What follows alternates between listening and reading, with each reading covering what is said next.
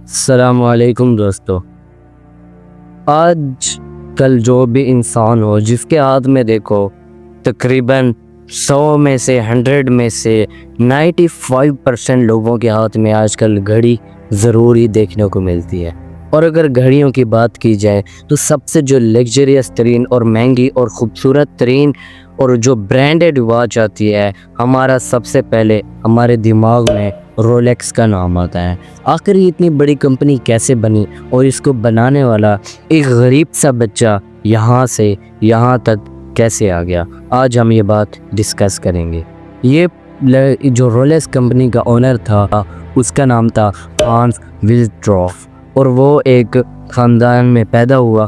اس کے جو ماں باپ تھے وہ اس کو بچپن میں ہی چھوڑ کر چلے گئے، اور اس کے پاس جو پیسے بچے تھے وہ اس کے پاس بہت سارے پیسے چھوڑ گئے۔ اس کے بعد وہ تھوڑا سا بڑا ہو گیا۔ اس کے بعد اس کے جو رشتہ دار تھے انہوں نے اس کو ایک بورڈنگ سکول میں ایڈمیشن دلوا دیا۔ اس کے بعد وہ وہاں پر رہتا تھا، اور وہاں پر اس کی ایک دوست اس کو ایک دوست ملا گیا جو کہ آسٹریلیا سے تھا۔ اس کے بعد ان دونوں کی آپس میں کافی زیادہ اچھی دوستی ہو گئی، اور وہ جو آسٹریلین لڑکا تھا اس نے اس کو بتایا کہ وہ وہاں پر اس نے اس کو بتایا کہ آسٹریلیا میں ایسی بڑی بڑی واچ انڈسٹریز ہیں اور ایسی چیزیں ہیں۔ لیکن جو ہانس وزنڈورف تھا اس کو بہت ہی زیادہ شوق تھا ان گھڑیوں کا، اور یہ ان کا کہ ان کو بنانا بھی جانتا تھا، اور اسے بہت ہی زیادہ شوق تھا، اور اسے لگتا بھی تھا کہ یہ جو آسٹریلیا میں انڈسٹریز ہیں، میرا جو فیوچر ہوگا وہ ان آسٹریلیا کی انڈسٹریز میں ہی ہوگا۔ خیر، یہ بات سن کر وہ بہت ہی زیادہ خوش ہوا، اور اس کے بعد وہ وہاں پر اسٹڈی کرتا رہا۔ اس کے بعد اس نے کافی زیادہ اسٹڈی کی، اور اس کے بعد وہ وہاں پر چلا گیا۔ وہ جیسے ہی ٹریول کر رہا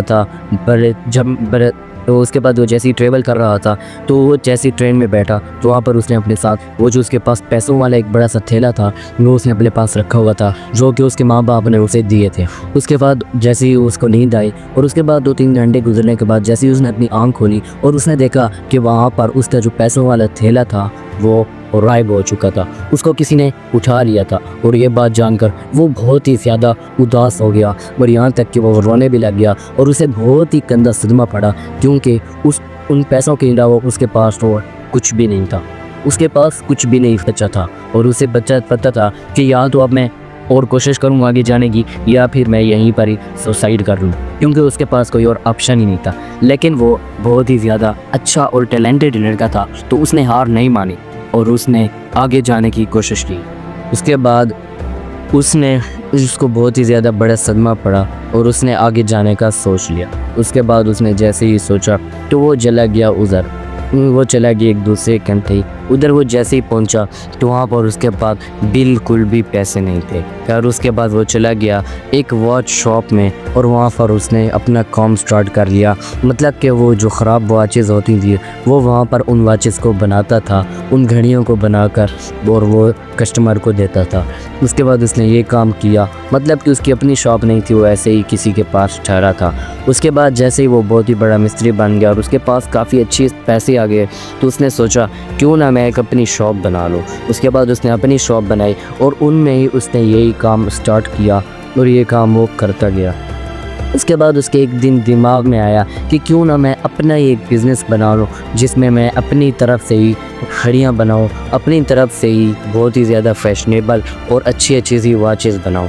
اس کے بعد اس کے دماغ میں آیا کہ یہ جو اور بڑی بڑی کمپنیز ہیں یہ بہت ہی زیادہ لگژریس اور بہت ہی سجی دھجی سی واچز بناتی ہیں، لیکن جو کسٹمرز ہوتے ہیں ان کو بہت ہی کہ سمپل قسم کی واچ چاہیے ہوتی ہے، جو کہ سجی دھجی ہوئی نہ ہو۔ اس کے بعد اس نے یہ سوچا، اور اس کے بعد اس نے ایک واچ بنائی جس کو پاکٹ واچ کہا جاتا تھا۔ اس نے وہ جیسے ہی واچ بنائی، اور اس کا جو واچ تھی وہ کافی زیادہ اس نے خوبصورت بنائی، اور اس کو بالکل سمپل بنایا، اور اس کا جو پاکٹ تھا اس کو ایک خاص لیدر کے ساتھ بنایا، تاکہ وہ لگژری دکھنے کے ساتھ ساتھ وہ جو لیدر ہے اگر اس کو کسی کے ساتھ کہ کسی جگہ پہ رکھا جائے تو وہ لیدر اتنا مضبوط تھا کہ وہ گھڑی ٹوٹتی ہی نہیں تھی۔ اس کے بعد اس نے یہ کام سٹارٹ کیا. لیکن وہ جو ملک تھا وہاں پر ایک ایسا رول تھا کہ جو واچز ہوتی تھی وہ صرف لڑکیاں ہی پہنتی تھی، کیونکہ وہاں پر لڑکے واچز نہیں پہنتے تھے، اور اس بات کو بہت ہی زیادہ برا مانا جاتا تھا کہ کوئی اگر لڑکا واچ پہنتا. وہاں پر یہ سسٹم تھا کہ لوگ واچز کو اپنے ہاتھ میں اٹھایا کرتے تھے، اپنے ہاتھ میں اٹھا کر چلتے تھے. اس کے بعد اس نے ایک ایسی واچ بنائی اور اس کے دماغ میں یہ بات آتی تھی کہ یہ لوگ بالکل غلط کرتے ہیں، کیونکہ واچز جو ہوتی ہیں وہ ہر کسی کو پہننی چاہیے، چاہے وہ لڑکا ہو یا لڑکی.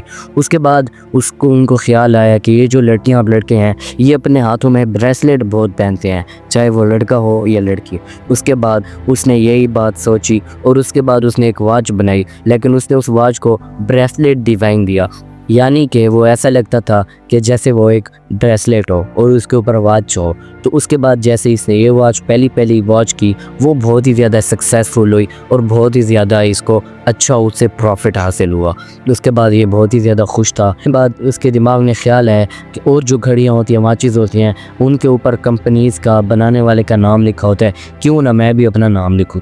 اس کے بعد اس نے کافی زیادہ ڈھونڈنے کے بعد اس نے بہت سارے ایسے نام بنائے، مطلب اس نے 100 سے زیادہ نام وہ اسی دن لکھتا رہا، لیکن اس سے بہت ہی زیادہ اس نے لیٹر جمع کیے اور اس کے بعد اس کے پاس ایک نام بن کر آیا، اور وہ نام آج آپ لوگ سبھی جانتے ہیں، اور اس نے وہ نام رکھا رولیکس. اور وہ رولیکس جو نام تھا وہ بہت ہی زیادہ مشہور ہو گیا اور آج بھی ہم اس کی گھڑیوں کو پہنتے ہیں، لیکن وہ گھڑیاں اتنی مہنگی ہوتی ہیں کہ صرف امیر لوگ ہی پہنتے ہیں.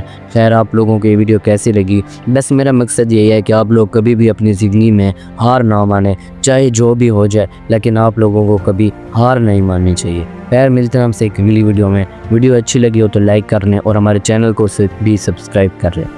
تب تک کے لیے اللہ حافظ.